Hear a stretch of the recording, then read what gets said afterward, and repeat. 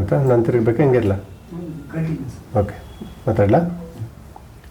ಆತ್ಮೀಯ ವೀಕ್ಷಕರೇ ನಮಸ್ಕಾರ. ನಾನು ದೇವರಾಜ್ ರೆಡ್ಡಿ, ಜಲತಜ್ಞ, ಚಿತ್ರದುರ್ಗದ ಜಿಯೋ ರೈನ್ ವಾಟರ್ ಬೋರ್ಡ್ ಸಂಸ್ಥೆಯ ಮುಖ್ಯಸ್ಥ. ಬೇಸಿಗೆ ಸ್ಟಾರ್ಟ್ ಆಗಿದೆ.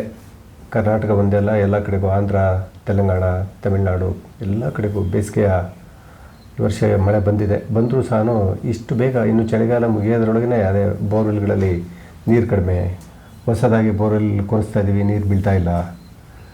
ನೋಡಿ ಸಮಸ್ಯೆ ಯಾವ ಥರ ಇದೆ ಅಂತಂದರೆ, ಪಶ್ಚಿಮ ಘಟ್ಟ ಶ್ರೇಣಿ ಅತಿ ಹೆಚ್ಚು ಮಳೆ ಬರ್ತಕ್ಕಂಥ ಪ್ರದೇಶ, ಎಲ್ಲ ನದಿಗಳಿಗೆ ಉಗಮ ಸ್ಥಾನ ಪಶ್ಚಿಮ ಘಟ್ಟ. ಅಂಥ ಪಶ್ಚಿಮ ಘಟ್ಟದಲ್ಲಿ ಹುಡ್ತಕ್ಕಂಥ ತುಂಗಾ ನದಿ, ನಾವೇನು ಶೃಂಗೇರಿ ಭಾಗದಲ್ಲಿ ಹೋದರೆ ಅಲ್ಲಿ ಸಹ ನೀರಿನ ಫೋರ್ಸ್, ನೀರಿನ ಅರಿವೇ ಕಡಿಮೆ ಆಗಿದೆ. ಈ ಚಿಲಿಮೆಗಳೇ ನಿಂತಿದ್ದಾವೆ. ಇಂಥ ಒಂದು ಸ್ಥಿತಿಯಲ್ಲಿ ನಾವು ಭೂಮಿಯಲ್ಲಿ ನೀರಿದೆ, ಕಣ್ಣು ಮುಚ್ಕೊಂಡು ಕೊರೆಸ್ತೀವಿ, ಈಶಾನ್ಯ ಮಲೆಯಲ್ಲಿ ಕೊರೆಸ್ತೀವಿ, ದೇವ್ರ ಪಾಯಿಂಟ್ ಕೊರೆಸ್ತೀವಿ, ಕಡ್ಡಿ ಪಾಯಿಂಟ್ ಕೊರೆಸ್ತೀವಿ. ಖಂಡಿತ ಇದನ್ನೆಲ್ಲ ಬಿಟ್ಟು ವೈಜ್ಞಾನಿಕವಾಗಿ ಭೂವಿಜ್ಞಾನಿಗಳನ್ನು ಕರೆಸಿ ಪಾಯಿಂಟ್ ಮಾಡೋದ್ರಿಂದ ಸಕ್ಸಸ್ ರೇಟ್ ಜಾಸ್ತಿ ಅಂತೇಳಿ, ನೀವು ಯಾರ್ಯಾರು ಈ ಥರ ಸೈಂಟಿಫಿಕ್ಕಾಗಿ ಹೋಗಿದ್ದೀರಾ, ನಿಮ್ಮ ಅನುಭವಗಳು ಸಾಕಷ್ಟು ಹಂಚ್ಕೊಂಡಿರ್ತಕ್ಕಂಥದ್ದೇ ನಮಗೊಂದು ಬೆಂಚ್ ಮಾರ್ಕ್ ಅಂತಾನೆ. ಅಂಥ ಒಂದು ವಿಷಯಕ್ಕೆ ಸಂಬಂಧಪಟ್ಟಂತೆ ರವಿಕುಮಾರ್ ಅಂತಂದೇಳಿ ಅವರು ಸೀನಿಯರ್ ಜಿಯಾಲಜಿಸ್ಟ್, ಅವರು ನಿವೃತ್ತರಾಗಿರ್ತಾರೆ. ಅವರು ಇಡೀ ರಾಜ್ಯಾದ್ಯಂತ ಇವತ್ತು ಸಹ ಜಿಯೋಫಿಸಿಕಲ್ ಎಲೆಕ್ಟ್ರಾನಿಕ್ ಸರ್ವೆ ಮುಖಾಂತರ ಪಾಯಿಂಟ್ಗಳನ್ನು ಮಾಡಿ ಸಾಕಷ್ಟು ಸಕ್ಸಸ್ ಮಾಡ್ತಕ್ಕಂಥ ಒಂದು ಕೆಲಸಗಳು ಮಾಡ್ತಿದ್ದಾರೆ. ಅವರು ನಮ್ಮ ಒಟ್ಟಿಗೆ ಇದ್ದಾರೆ, ಅವ್ರನ್ನ ಮಾತಾಡ್ಸೋಣ, ಅವ್ರ ಮಾತುಗಳನ್ನ ಕೇಳ್ತಾ ಹೋಗೋಣ.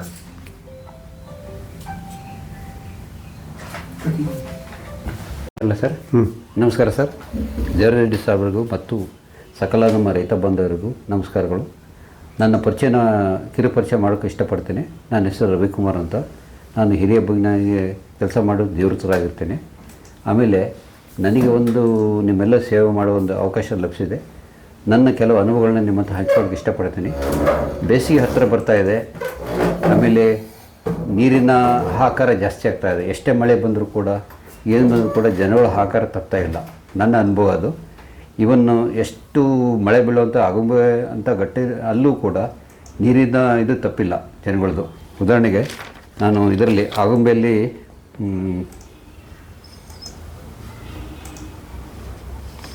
ಆಗುಂಬೆ ತೀರ್ಥಹಳ್ಳಿಯಲ್ಲಿ ಬಸರಹಳ್ಳಿ ಅಂತಿದೆ. ಬಸರಹಳ್ಳಿಯಲ್ಲಿ ರಂಗನಾಥ್ ಪಟ್ಮಕಿ ಅಂತ ಅವ್ರದ್ದೊಂದು ನೋಡಿದೆ. ಪಟ್ಮಕಿಯಲ್ಲಿ ರಂಗನಾಥ್ ಅಂತ ಅವ್ರದ್ದೊಂದು ನೋಡಿದೆ. ಆಮೇಲೆ ಕೌಶಿಕ್ ಅಂತ ಬಸರಹಳ್ಳಿ, ಅವೆಲ್ಲ ಸ್ವಲ್ಪ ಭಾಳ ಆಳಕ್ಕೆಲ್ಲ ಮೇಲೆ ಬಿದ್ದಿದ್ದು ನೀರೆಲ್ಲ, ಒಂದು ಸುಮಾರು 300 ಫೀಟ್ ಒಳಗೆ. ಬಟ್ ಇಷ್ಟೆಲ್ಲ ಮಾಡೋಕ್ಕೆ ಹೆಂಗೆ ಸಾಧ್ಯ ಆಯ್ತಂದರೆ, ಅಲ್ಲೆಲ್ಲ ಸುಮಾರು ಸಾಕಷ್ಟು ಬೋರ್ವೆಲ್ಗಳು ಫೇಲ್ ಆಗಿದ್ದವು. ಅದನ್ನು ಭೂಭೌತ ಸಮೀಕ್ಷೆ ಮಾಡೋ ಕಾರಣ ಶಿಲಾರಚನೆ ಹೇಗಿದೆ ಅಂತ ತಿಳ್ಕೊಂಡು ಅದು ಮಾಡೋದಕ್ಕೆ ನಮಗೆ ಈ ಭೂಭೌತ ಸಮೀಕ್ಷೆ ಭಾಳ ಸಹಾಯ ಮಾಡ್ತು. ಆಮೇಲೆ ಅಂತರ್ಜಲನ ನಾವು ಕಾಪಾಡ್ಕೊಳ್ಳೋದು ನಿಮ್ಮ ಪಾತ್ರ ಕೂಡ ಅಷ್ಟೇ ದೊಡ್ಡದಿದೆ. ನಾವೆಲ್ಲ ಏನೋ ಮಾಡಿ ಕಷ್ಟಪಟ್ಟು ಎಲ್ಲರೂ ಹುಡುಕ್ತೀವಿ, ಅದನ್ನ ಸಂರಕ್ಷಣೆ ಮಾಡೋದು ಕೂಡ ನಿಮ್ಮ ಕೈಲಿದೆ. ನೀವು ಅಂತರ್ಜಲನ ಪೋಲು ಮಾಡಿದಲ್ಲಿ ಇವನ್ನು ನಿಮ್ಮ ಬೋರ್ವೆಲ್ಗಳಿಗೆ ಎಷ್ಟು ನೀರಿದೆ, ಇಳುವರಿದೆ, ಅದಕ್ಕೆ ಅನುಗುಣವಾಗಿ ಸೂಕ್ತ ಮೋಟ್ರನ್ನ ಅಳವಡಿಸೋದು ಉತ್ತಮ. ನೀವು ಸುಮ್ಮನೆ ನೀರು ಜಾಸ್ತಿ ಬೇಕು ಅಂತ ಒಂದು ಆಸೆಗೆ ಹೋಗಿ ಸುಮಾರು 95% ಜನ ನೀರು ಕಳ್ಕೊತಾ ಇದ್ದಾರೆ. ಅದನ್ನು ಗಮನ ಕೊಡಬೇಕು. ಇದು ಗಮನ ಕೊಟ್ಟರೆ ನೀವು ಅನ್ನೆಸರಿ ಮತ್ತೆ ಬೋರ್ವೆಲ್ ಹೊಡೆದು ತಪ್ಪುತ್ತೆ. ನಿಮ್ಮಲ್ಲಿ ಏನು ನೀರು ಬರ್ತದೆ, ಹೆಂಗೆ ಮ್ಯಾನೇಜ್ ಮಾಡೋದು ಅದು ಕಲ್ತ್ಕೋಬೇಕು. ಭಾಳ ಇಂಪಾರ್ಟೆಂಟ್ ಅದು ಕಲ್ತ್ಕೊಂಡ್ರೆ ನಿಮ್ಮ 90% ಪ್ರಾಬ್ಲಮ್ ಸಾಲ್ವ್ ಆಗುತ್ತೆ. ಆಮೇಲೆ ನನ್ನ ಕೆಲವು ಅನುಭವಗಳು ಹೇಳೋಕ್ಕೆ ಇಷ್ಟಪಡ್ತೀನಿ. ಅದಾಯಿತಾ. ಅದರ ನಂತರ ಕೆಲವೊಂದು ಇದೇ ಥರ, ಉದಾಹರಣೆಗೆ ಮದ್ನೆ ಬಾವಿ, ಅಲ್ಲೆಲ್ಲ ಸ್ವಲ್ಪ ಜನ ಎಲ್ಲ ಭಾಳ ಆಳ ಹೊಡಿತಿರಲಿಲ್ಲ ಬೋರ್ವೆಲ್ಲು. ನಾನು ಸುಮಾರು 500-600 ಫೀಟ್ ತನಕ ಸರ್ವೆ ಮಾಡಿಬಿಟ್ಟು ಅಲ್ಲಿ ಶಿಲಾರಚನೆಗೆ ಅಂತ ಅಭ್ಯಾಸ ಮಾಡಿ ನಾಗರಾಜನ ಇವರಿಗೆಲ್ಲ ಹೇಳಿದೆ. ನಾಗರಾಜನ ಇವರಿಗೆ ಕಿರಣ್ ಕುಮಾರ್, ಇದರಲ್ಲಿ ಕುಮಾರನಹಳ್ಳಿ, ಹರಪನಹಳ್ಳಿ ತಾಲೂಕು, ಕಿರಣ್ ಕುಮಾರ್ ಅಂತ ಫಾರೆಸ್ಟ್ ಗಾರ್ಡ್, ಅವ್ರದ್ದು ಸರ್ವೆ ಮಾಡಿಬಿಟ್ಟು ಅವ್ರಿಗೆ ಹೇಳಿದೆ, ನೋಡಪ್ಪ ಆಳ ಹೊಡಿಬೇಕಾಗತ್ತೆ. ಅವ್ರಿಗೆ ಸುಮಾರು 393 ಫೀಟಿಗೆ ಬಿತ್ತು. ಅಲ್ಲಿವರೆಗೂ ಹನಿ ನೀರು ಬಿದ್ದಿಲ್ಲ, ಒಂದೇ ಸಲ ನೀರು ಬಂತು. ಆವಾಗ ಅಲ್ಲಿ ಜನಗಳಿಗೆ ಏನೋ ಒಂದು ಸ್ವಲ್ಪ ವಿಶ್ವಾಸ ಬಂತು, ಕೆಳಗೆ ಹೊಡೆದ್ರು ಬರುತ್ತಪ್ಪ, ಅದಕ್ಕೊಂದು ಸರ್ವೆ ಮಾಡಿಸಿ ವೈಜ್ಞಾನಿಕವಾಗಿ ಮಾಡಿದರೆ ನಾವು ಏನಾರು ಆಗುತ್ತೆ ಅಂತ. ಅದರ ನಂತರ 2-3 ದಿನ ಅವ್ರಿಗೆಲ್ಲ ಬಂತು ನೀರು. ಆ ಊರಲ್ಲಿ ಎಲ್ಲರೂ ಸ್ವಲ್ಪ ಕಷ್ಟ ಐತಿ, 3-4 ಫೇಲ್ ಆಗಿತ್ತು ಅವರೆಲ್ಲ. ಅಂದರೆ ಅವರು ಆಯ್ಕೆ ಮಾಡಿದ ಜಾಗಗಳು ಅನ್ಸೈಂಟಿಫಿಕ್ ಆಗಿತ್ತು, ಆಳ ಹೊಡೆದ್ರೂ ನೀರು ಬಂದಿರಲಿಲ್ಲ ಅಲ್ಲಿ. ಇಲ್ಲಿ ಸೈಂಟಿಫಿಕ್ ಮಾಡಿದ ಕಾರಣ ನಾವು ಎಷ್ಟು ಹೇಳಿದೋ ಆ ಆಳಕ್ಕೆ ನೀರು ಬಂತು. ಇದು ನಿಮಗೆ ನಮ್ಮಿಂದ ಆಗೋದು ಪ್ರಯೋಜನ. ನಮ್ಮ ವಿಜ್ಞಾನ ಉಪಯೋಗ ತಗೊಳ್ಳಿ. ಅದೇ ಥರ ಕನಕಪುರದಲ್ಲಿ ಅಶೋಕ್ ಅಂತ ಅಸಿಸ್ಟೆಂಟ್ ಸಬ್ ಇನ್ಸ್ಪೆಕ್ಟರ್ ಇರ್ತಾರೆ, ಅವ್ರನ್ನ ಫೈಂಡ್ ಮಾಡಿದ್ದೆ ಬೆಂಗಳೂರು ಹತ್ರ. ಅವ್ರದ್ದು ಸುಮಾರು ಭಾಳ ಫೇಲ್ ಆಗಿದ್ದು. ಅವರು ನೀರಂದ್ರೆ ಆಸೆನೇ ಬಿಟ್ಬಿಟ್ಟಿದ್ರು ಪಾಪ. ನಾವು ಅದಕ್ಕೆ ಭಾಳ ಕಮ್ಮಿ ಕೊಟ್ಟು 30 ದಿವಸ ನೋಡಿದಾಗ ಅವರಿಗೆ ಸುಮಾರು ಒಂದು 300-400 ಸ್ವಲ್ಪ ನೀರು ಬಂತು, ಒಳ್ಳೆ ನೀರು ಬಂದು 600 ಚಿಲ್ಲರು 600. ಅವರು ಒಂದು 680 ತನಕ ಹೊಡಿಸಿದ್ರು, ಅಲ್ಲಿಗೆ ಸ್ಟಾಪ್ ಮಾಡೋದು 690 80 90ವರೆಗೂ. ಒಂದು 4 ಇಂಚು ಏನು ಬಂತು. ಈಗ ಅವ್ರ ಪಾಪ ಹೆಂಗೋ ನಡೆಸ್ಕೊತಾ ಇದ್ದಾರೆ ಜೀವನ. ಆಮೇಲೆ ಇನ್ನೊಂದು ಅದೇ ಥರ ಎಳೆಹೊಳೆ ಅಂತ ಹರಿಹರದಲ್ಲಿದೆ, ಶಿವಾನಂದಯ್ಯ ಅಂತ. ಅವರು ಸುಮಾರು 2 ಬೋರ್ವೆಲ್ ಫೇಲ್ ಆಗಿದ್ವು. ಅವರು ಭಾಳ ಕಷ್ಟ, ಅವ್ರಿಗೂ ತೋರಿಸಿದೆ, ಅವ್ರಿಗೂ ಸುಮಾರು 200-250 ಕಿಲೋ ನೀರು ಬಂತು, ಅವ್ರಿಗೆ ಚೆನ್ನಾಗಿ ಖುಷಿ ಆಯಿತು. ಆಮೇಲೆ ಅದೇ ಥರ ನಾಗರಾಜ್ ಅಂತ ಮಧ್ಯಭಾವಿ ನ್ಯಾಮ್ತಿ, ಅಲ್ಲಿ ಒಂದು ಆಶ್ಚರ್ಯ ಅಂದರೆ ಸರ್ವೇಲಾಗಿದ್ದು ಒಂದು ಅನುಭವನ ಹೇಳೋಕ್ಕೆ ಇಷ್ಟಪಡ್ತೀನಿ.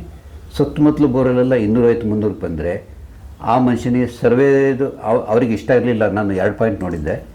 ಅವ್ರು ಫಸ್ಟ್ ಪಾಯಿಂಟೇ ಕೊಟ್ಟಿರೋದು, ಇಲ್ಲಪ್ಪ ಇಲ್ಲಿ ಡಾಟಾ ಚೆನ್ನಾಗಿದೆ, ಇಲ್ಲೇ ಹೊಡೀರಿ, ಇಲ್ಲಿ ನೋಡಿರಿ, ಫಸ್ಟ್ ಟ್ರೈ ಮಾಡಿರಿ ಅಂದೆ. ಅವ್ರು ಟ್ರೈ ಮಾಡಿದ್ರು.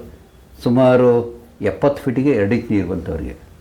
140 ಹೊಡೆಯೋದ್ರೊಳಗೆ ಹೊಡೆಯೋಕ್ಕಾಗಲಿಲ್ಲ, 4 ಇಂಚ್ ಮೇಲೆ ಬಂತು. ಆಮೇಲೆ ಇನ್ನೊಂದು ವೈಶಿಷ್ಟ್ಯ ಅಂದರೆ ಸುತ್ತಮುತ್ತಲೆಲ್ಲ 250 ಫೀಟಿಗೆ ನೀರು ಹತ್ತಿದೆ, ಅವರಿಗೆ 70 ಫೀಟಿಗೆ ನೀರು ಹತ್ತಿತು. ಇದು ನಮ್ಮ ಭೂಗರ್ಭ ಸಮೀಕ್ಷೆಯಿಂದ ನಿಮಗೆ ಸಿಗೋ ಲಾಭ. ಅವನಿಗೆ ಬೋರಲ್ಲಿಗೋಸ್ಕರ ಖರ್ಚು ಮಾಡೋದು ದುಡ್ಡು ಉಳಿತು, ಪಾಪ ಭಾಳ ಖುಷಿ ಇದ್ದಾನೆ ಅವನು. ಆಮೇಲೆ ಅದೇ ಥರ ಚಾಮುಂಡಲ್ಲಿ ಚಂದ್ರಶೇಖರ್ ಸಿರಿಗೆರೆ ಅಂತ ನಮ್ಮ ಸ್ನೇಹಿತರು, ಅವ್ರ ಅಣ್ಣರು ಒಂದು ಪಾಯಿಂಟ್ ಮಾಡಿದ್ದಾರೆ, ಅವರು ಕೂಡ ಒಳ್ಳೆ ನೀರು ಬಂತು. ಆಮೇಲೆ ಇಲ್ಲಿ ಪರಪ್ಪ ಅಂತ ಇದ್ದಾರೆ, ಪರಪ್ಪ ಸರ್ ಅಂತ retired KS officer, Bagur Hosadurga taluk, ಅವ್ರಿಗೂ ಒಳ್ಳೆ ನೀರು ಬಂತು. ಅವೆಲ್ಲ GF ಸರಿಂದ ಆಗಿದ್ದ ಸಾಧನೆಗಳು. ಅದಕ್ಕೆ ನೀವು ರೈತ ಬಾಂಧವರಿಗೆ ಒಂದು ವಿನಂತಿ ಅಂದರೆ, ನೀವು ಒಂದು ಮೂಢನಂಬಿಕೆ ಹೋಗದಲ್ಲೇ ವೈಜ್ಞಾನಿಕ ವಿಶ್ಲೇಷಣೆ ಮಾಡಿಕೊಂಡು ನಮ್ಮ ವಿಜ್ಞಾನಿಗಳ ನೆರವು ತೊಗೊಂಡ್ರೆ ನೀವು ಆದಷ್ಟು ಫೇಲ್ ಬೋರ್ವೆಲ್ಗಳು ಆಗೋ ಅಪಾಯನ ತಡಿಬೋದು, ನಿಮ್ಮ ಆಗೋ ಅನ್ನೆಸರಿ ದುಡ್ಡಿನ ಲಾಸನ್ನು ತಡಿಬೋದು. ಅದೇ ರೀತಿ ನೀವು ಬೋರ್ವೆಲ್ ಕೊರ್ಸೋಕ್ಕೆ ಎಷ್ಟು ಮಹತ್ವ ಕೊಡ್ತೀರೋ ನೀರಿನ ಸಂರಕ್ಷಣೆ ಅಷ್ಟೇ ಮಹತ್ವ ಕೊಡಬೇಕು. ಭಾಳ ಇಂಪಾರ್ಟೆಂಟು. ಯಾಕೆ ಇಂಪಾರ್ಟೆಂಟ್ ಅಂದರೆ ಅದರಿಂದ ನಿಮ್ಮ ನೀರಿನ ಗುಣಮಟ್ಟ ಚೆನ್ನಾಗಾಗುತ್ತೆ, ಆಮೇಲೆ ನೀರಿನ ಇಳುವರಿ ಜಾಸ್ತಿ ಆಗುತ್ತೆ, ಅದರಿಂದ ಬೆನಿಫಿಟ್ ನಿಮಗೆ ಸಿಗುತ್ತೆ. 3ನೇ ಪಾಯಿಂಟ್ ಅಂದರೆ ನೀವು ಸುಮ್ಮನೆ ಪ್ರತಿ ವರ್ಷ ಅನಾವಶ್ಯಕ ಖರ್ಚು ಮಾಡೋದು, ದುಡ್ಡು ಪೋಲಾಗೋದು, 2-3 ಲಕ್ಷ ನಿಮಗೆ ಉಳಿಯುತ್ತೆ ದುಡ್ಡದು, ಅದನ್ನೇ ನೀವು ಬೇಸಾಯಕ್ಕೆ ಇನ್ವೆಸ್ಟ್ ಮಾಡ್ಕೋಬೋದು. ಇದು ನಿಮಗೆ ಸಿಗುವಂಥ ಲಾಭಗಳು. ಆಮೇಲೆ ಇನ್ನೊಂದು ಸ್ವಲ್ಪ ನಿಮಗೆ ಏನು ಸಂಶಯ ಬಂದರೂ ನನಗೆ ಮಾತಾಡ್ಬೋದು. ನನ್ನ 40 ವರ್ಷ ಅನುಭವ ಇದೆ. ಈ ನೀರಿನ ಬಗ್ಗೆ ಏನು ಸಮಸ್ಯೆ ಬಂದರೂ ನೀವು ನನಗೆ ಮಾತಾಡ್ಬೋದು. ನನ್ನ ನಂಬರ್ ನೋಟ್ ಮಾಡ್ಕೊಳ್ಳಿ. ಸರ್, ನೀವು ಯಾವ ಥರ ಸರ್ವೆ ಮಾಡ್ತೀರಾ? ಜಿಯೋಫಿಸಿಕಲ್ ಸರ್ವೆ ಅಂತ ಹೇಳಿದ್ರಿ, ಯಾವ ಥರ, ಯಾವ ಇನ್ಸ್ಟ್ರೂಮೆಂಟು, ಯಾವ ಥರ ಮಾಡಬೇಕು? ಈಗೆಲ್ಲ ಯೂಟ್ಯೂಬಲ್ಲೆಲ್ಲ ಬರ್ತದೆ, ಚೈನಾ ಟೆಕ್ನಾಲಜಿ, ಅಮೇರಿಕಾ ಟೆಕ್ನಾಲಜಿ, ಈ ಥರದಲ್ಲಿ ಏನೇನೋ ಬರ್ತಿರ್ತವೆ. ಜನಗಳಿಗೆ ಒಂದು ಕ್ಲಾರಿಟಿ ಕೊಡಿ. ಜಿಯಾಲಜಿಸ್ಟ್ ಅಂದರೆ ಯಾರು, ಇನ್ಸ್ಟ್ರೂಮೆಂಟ್ಸ್ ಯಾವ ಥರ ಮಾಡ್ಕೋಬೇಕು, ಈ ಜಿಯಾಲಜಿಸ್ಟ್ ಏನೆಲ್ಲ ಎಕ್ವಿಪ್ಮೆಂಟ್ಸ್ ತರ್ತಾರೆ, ಸ್ವಲ್ಪ ಬ್ರೀಫ್ ಮಾಡಿ. ಆಮೇಲೆ ಭೂವಿಜ್ಞಾನಿಗಳು ಅಂದರೆ ಯಾವ ಥರ ಇರ್ತದೆ, ಒಂದು ಹೊಲಕ್ಕೆ ಹೋದಾಗ ವೈಜ್ಞಾನಿಕ ವಿಶ್ಲೇಷಣೆ ಮಾಡಬೇಕು. ಫಸ್ಟ್ ರೆಕಗ್ನೈಸ್ ಸರ್ವೆ ಅಂತ ಮಾಡ್ತೀವಿ. ನೀರು ಸಿಗ್ಬೋದು ಎಲ್ಲಿ, ಫಸ್ಟು ಎಲ್ಲೆಲ್ಲಿ ಫೇಲ್ ಆಗಿದ್ದಾವೆ ಏನೋ ಅದನ್ನು ಡಾಟಾ ತೊಗೋಬೇಕು. ಡಾಟಾ ತೊಗೊಂಡು ಏನಾಗಿದೆ ಸಮಸ್ಯೆ ಮೂಲಗ ಅಧ್ಯಯನ ಮಾಡಿ ನಮಗೆ ಎಲ್ಲಿ ಸಿಗುವಂಥ ಏರಿಯಾಕ್ಕೆ ನಾವು ಜಾಸ್ತಿ ಅಟೆನ್ಷನ್ ಕೊಟ್ಟು ಅಲ್ಲಿ ಸುದೀರ್ಘ ಭೂಭೂತ ಸಮೀಕ್ಷೆ ಮಾಡಿ. ಭೂಭೂತ ಸಮೀಕ್ಷೆ ಅಂದರೆ ಜಸ್ಟ್ ಲೈಕ್ ನಾವು ಒಂದು ಬಾಡಿ ಸ್ಕ್ಯಾನಿಂಗ್ ಮಾಡಿದಾಗೆ ಆ ಡೆಪ್ತಲ್ಲಿ ಕರೆಂಟ್ ಬಿಟ್ಟು ನೋಡೋದ್ರಿಂದ ನಮಗೆ ಒಳಗಿನ ಶೀಲರಚನೆ ಗೊತ್ತಾಗುತ್ತೆ. ಆಮೇಲೆ ನೀರು ಎಲ್ಲಿ ಶೇಖರಣೆ ಆಗಿರುತ್ತೆ, ಜನರಲ್ಲಾಗಿ ಒಂದು ಪದರುಗಳಲ್ಲಿ ಶೇಖರಣೆ ಆಗಿರುತ್ತೆ. ಅಂಥ ಪದರುಗಳು ಮಾಹಿತಿ ಸಿಕ್ಕಾಗ ನಾವು ಅದನ್ನೆಲ್ಲ ವಿಶ್ಲೇಷಣೆ ಮಾಡಿ ಕೊನೆಗೆ ಎಲ್ಲಿ ನೀರು ಬರೋ ಚಾನ್ಸ್ ಇರ್ತದೆ. ಒಂದು 2-3 ನಾವು ವರ್ಟಿಕಲ್ ಅಂಡರ್ಸ್ಟ್ಯಾಂಡಿಂಗ್ ಅಂತ ಕರಿತೀವಿ GF ಸರ್ವೆನ, ಅದರಲ್ಲಿ ಸುದೀರ್ಘ ಮಾಹಿತಿ ಸಿಗುತ್ತೆ ನಮಗೆ ನೀರಿನ ಬಗ್ಗೆನೇ. ಇವನ್ ಉದಾಹರಣೆಗೆ ನೀವು ನೀರು ಸಿಗಂತ ಎಷ್ಟು ಜನ ಹೊಡಿತಾರೆ, 7-8 ಫೀಟ್ ಆದರೂ ಅದೇ ಕರಿಕಲರ್ ಹೋಗುತ್ತೆ ಅಂತ ಅನ್ನೆಸರಿ ಎಕ್ಸ್ಪೆಂಡಿಚರ್ ಅವಾಯ್ಡ್ ಮಾಡ್ಬೋದು ನಮ್ಮ ಭೂವಿಜ್ಞಾನ ಮೊರೆ ಹೋಗೋದ್ರಿಂದ. ಆಮೇಲೆ ನಿಮಗೆ ಖಚಿತವಾಗಿ ಮಾಹಿತಿ ಸಿಗುತ್ತೆ, ದುಡ್ಡು ಉಳಿತಾಯ ಆಗುತ್ತೆ. ಇದಕ್ಕೆ ಸ್ವಲ್ಪ ಕಷ್ಟಪಡಬೇಕು. ನೀವು ಸುಖ ಬೇಕು, ಕಷ್ಟಪಟ್ಟಾಗೆ ಸುಖ ಸಿಗುತ್ತೆ ನಿಮಗೆ.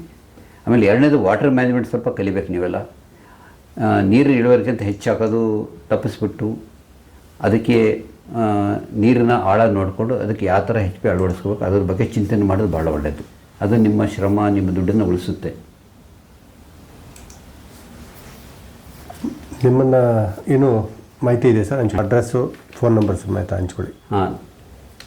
91-366-1899. ಇನ್ನೊಂದು ನಂಬರು 9485-79677. ಆದಷ್ಟು ಸ್ವಲ್ಪ ರಾತ್ರಿ 7-8 ಗಂಟೆಗೆ ಮಾತ್ರ ಸೂಕ್ತ. ಬಾಕಿ ಟೈಮಲ್ಲಿ ನಾವು ಫೀಲ್ಡಲ್ಲಿ ಇರ್ತೀವಿ, ಒಂದೊಂದು ಸಲ ಎತ್ತಕ್ಕಾಗಲ್ಲ. ಬೇಜಾರು ಮಾಡ್ಕೋಬೇಡಿ. ನಿಮಗೆ ನಾವು ಸ್ಪಂದನೆ ಮಾಡೋಕ್ಕೆ ರೆಡಿ ಇದ್ದೀವಿ. ಅನಿವಾರ್ಯ ಕಾರಣ ಎತ್ತಕ್ಕಾಗಲ್ಲ, ಆದರೆ ಮಿಸ್ ಕಾಲ್ ಇದ್ದಾಗ ನಾವು ನಿಮಗೆ ಗ್ಯಾರಂಟಿ ಉತ್ತರ ಕೊಡ್ತೀವಿ. ಬೇಜಾರು ಮಾಡ್ಕೋಬೇಡಿ. ನಿಮ್ಮ ಕಷ್ಟ ಸುಖ ಸ್ಪಂದನೆ ಮಾಡ್ತೀವಿ ನಾವು. ಈಗ ಭೂಜ್ಞಾನಿಯಾಗಿ ನಾವು ನಮ್ಮ ವಿಷಯದಲ್ಲಿ ಕಲ್ತಕ್ಕಂಥ ಕೆಲವು ಆಳವಾದ ವಿಷಯಗಳನ್ನ ನಿಮ್ಗೆ ಗಮನ ತರಕ್ಕೆ ಇಷ್ಟಪಡ್ತೀನಿ. ಉದಾಹರಣೆಗೆ ಸ್ಯಾಟಲೈಟ್ ಇಮೇಜರಿ ಡಾಟಾಗಳು, ಆಮೇಲೆ ಇದು ಇನ್ಫಾರ್ಮೇಷನ್ ಸಿಸ್ಟಮು, ಆಮೇಲೆ ನಾವು ಜಿಯೋಫಿಸಿಕಲ್ ಸರ್ವೆನಲ್ಲಿ ವರ್ಟಿಕಲ್ ಅಲ್ಟ್ರಾಸೌಂಡಿಂಗ್ನಲ್ಲಿ ಎಷ್ಟೋ ವರ್ಷದಿಂದ ನಮಗೆ ಗೋಚರ ಆಗದಿರೋ ನೀರನ್ನು ಪತ್ತೆ ಮಾಡುವಂಥ ಕೆಲಸ ಮಾಡ್ತೀವಿ. ಉದಾಹರಣೆಗೆ ಈಗ ಇಲ್ಲಿವರೆಗೂ ನಮ್ಮಲ್ಲಿ ಟ್ರೆಂಡ್ ಹೆಂಗಿತ್ತಂದರೆ, ನಮ್ಮ ಎಲ್ಲ ಜಿಲ್ಲೆಗಳಲ್ಲೂ ಅಡಿಕೆ ಬೆಳೆಯುವ ಹವ್ಯಾಸ ಜಾಸ್ತಿ ಆದಂಗೆಲ್ಲ ಜನಗಳದ್ದು ಮನಸ್ಸು ಆಳವಾಗಿ ಇನ್ನೂ ಆಳ ಕರಿಬೇಕನ್ನೋ ಮನಸ್ಥಿತಿ ಉದ್ಭವ ಆಗ್ತಾಯಿದೆ ಎಲ್ಲ ಕಡೆಯೂ. ಅದಕ್ಕೆ ಅನುಗುಣ ನಾವು ಕೂಡ ಅದಕ್ಕೆ ಸ್ಪಂದನೆ ಮಾಡಬೇಕಾಗಿದೆ. ಹೀಗಾಗಿ ನಾವು ಭೂಭೌತಿಕ ಸಮೀಕ್ಷೆಯಲ್ಲಿ ಆಳದ ಸಮೀಕ್ಷೆ ಕೈಗೊಂಡು ಎಷ್ಟೋ ಶತಮಾನ ಹಿಂದೆ ನಮ್ಮಲ್ಲಿ ಸಂಗ್ರಹಿತ ನೀರನ್ನು ಶೋಧಿಸಿ ಅದು ಹೊರ ತೆಗೆಯೋ ಕೆಲಸ ಆಗ್ತಾಯಿದೆ. ಆಮೇಲೆ ಇದರೊಳಗೆ ನಮ್ಮ ಸಮೀಕ್ಷೆಯಲ್ಲಿ ನಿಖರವಾದ ಮಾಹಿತಿ ಗೊತ್ತಾಗುತ್ತೆ. ಹಾಗಾಗಿ ಇದರ ಲಾಭ ನಿಮಗೆಲ್ಲ ಸಿಗುತ್ತೆ.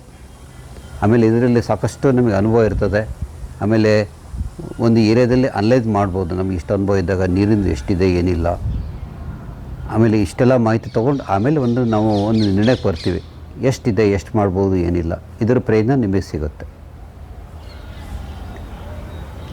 ಸಾಕು ಬಿಡಿ ನೋಡೋಣ.